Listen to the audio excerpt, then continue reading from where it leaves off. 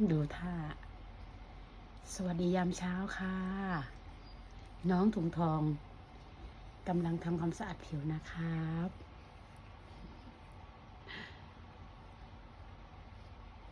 เช้านี้อากาศก็จะมีเย็นหน่อยๆนะคะ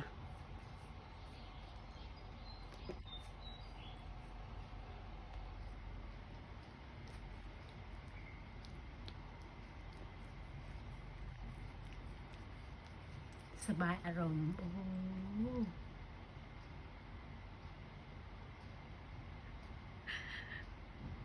โอเคบายครับ